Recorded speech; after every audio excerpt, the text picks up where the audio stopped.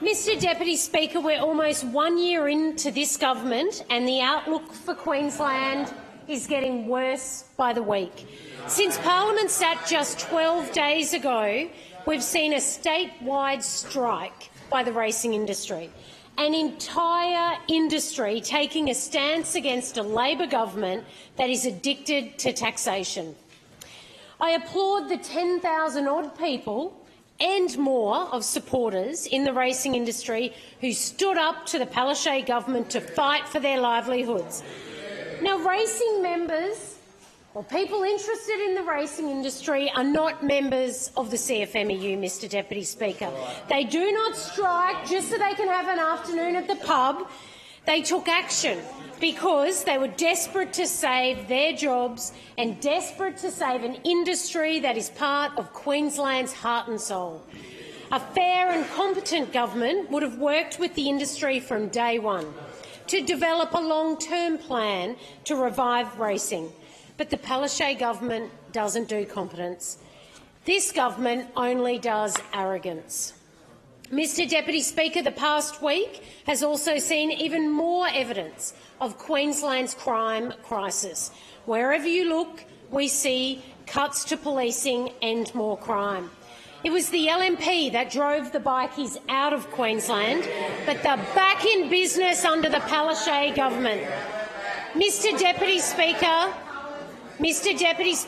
on the Sunshine Coast on the 19th of October, a man was shot in the stomach in a car park at Coromandel Marketplace.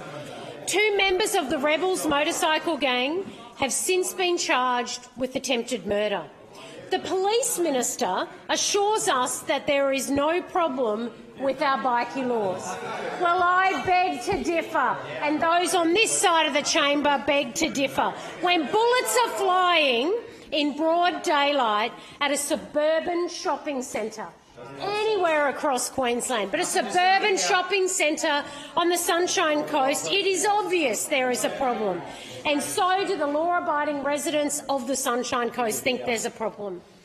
Mr Deputy Speaker, just last week in my electorate in Mergen, a police prosecutor was bashed in the head whilst he slept with a brick. On the same evening, the Atzel's lawyer's house was broken into. On the same evening, the deputy principal of the local state school was broken into. And what did this police minister have to say about that? Nothing to see here, folks. It's all a success. Well, tell that to the good people of the South Burnett. Mr Speaker, it is an absolute joke. The police minister spends too much time denying there is a problem instead of fixing them. And, Mr Deputy Speaker, I fear our youth crime problem is going to get so much worse under the Palaszczuk government. The media has reported that police have been told not to arrest young offenders because the Palaszczuk government has run out of detention spaces. When the police are being told to let criminals go free, it is obvious that the government has lost control. We have now got a full-blown crisis in the youth detention centre. Labor's soft-on-crime stance is putting innocent Queenslanders at risk. Mr Deputy Speaker, I was in Far North Queensland last week and the voters there told me they want action on crime. But they think that this Palaszczuk Labor government always puts the south-east above the regions. And sadly, Mr Deputy Speaker, they are right. Just look at the waste tax. Cairns residents are now being asked to pay waste tax because it was Labor's Ipswich City Council that couldn't do its jobs. And now Cairns retirees, like those all across Queensland, are furious that Labor won't extend the waste tax rebate to retirement homes. They were told they wouldn't be any worse off with the waste tax. So we've had the Premier say Queenslanders won't be any worse off. We've had the Environment Minister say Queenslanders won't be any worse off. What an absolute joke. Tell that to each and every ratepayer across this great state of ours, and the minister can protest, but it is obvious that you cannot hoodwink the good people of Queensland. The problem is with Labor, they only have one solution. Or in this term, they have 5. Tax, tax, tax, tax and more tax. Mr Deputy Speaker, and that leads me to the economy. We know that no state in this nation has ever taxed its way to prosperity. And Queensland now is learning the painful lesson because of this incompetent Labor government. The evidence of economic mismanagement is mounting by the day. Only yesterday, Mr Deputy Speaker, we saw Queensland slump again in CommSec's State of the State's economic report. We've slipped from 5th, which was bad enough, to now 6th place in the overall economic table. Queensland should be Australia's economic powerhouse. But under this Labor government, even South Australia is beating us. The gap between Queensland and the top-performing states of New South Wales and Victoria is simply alarming. After the report's release, what did we hear from the Treasurer? What did we hear from this Labor Treasurer? Well, she leapt into action, but she didn't take any action to improve our economic performance. She decided to attack the reporter. So the CommSec, she decided to attack that report because it wasn't quite to her liking. When she was in opposition, I'm pretty sure she accepted the CommSec one. But if there is bad news on the economy, the Treasurer's tactic is always to blame someone else, and in this case, it was the messenger she decided to blame. Well, Mr Deputy Speaker, CommSec's message isn't wrong. Let's look at the facts. We now have the highest unemployment in the nation. We've got business confidence that's at rock bottom. The growth was just 0.1% in the last quarter.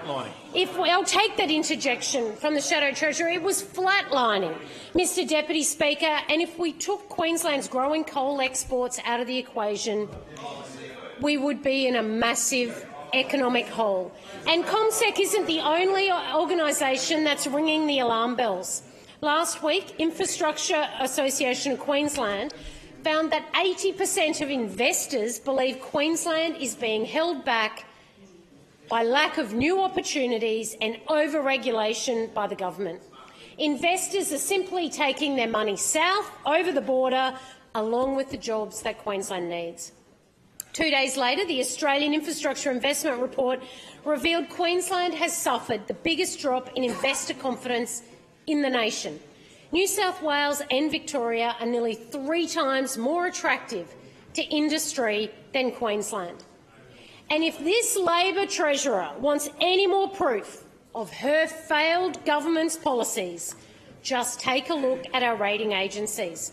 We are hanging on by the grip of our fingernails, absolute hanging on to our current credit rating by thank you. I'll take that interjection because it was when the Premier was sitting around the Cabinet table as Anna Bligh's minister, it was then that the Labor government lost Queensland's AAA credit rating at the height of the mining boom.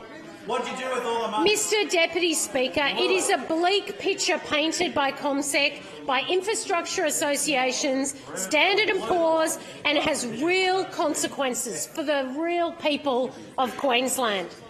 The Palaszczuk government's economic incompetence has a high cost.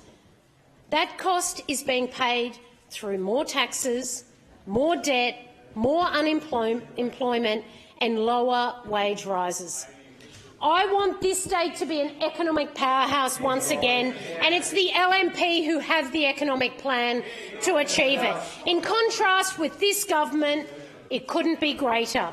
This is a government that has no plan bar taxing, it has no ideas, and it certainly doesn't have any energy. But it does, Mr Deputy Speaker, have excuses by the bucket load. Queenslanders deserve better than this government's sorry record of failure. Well said.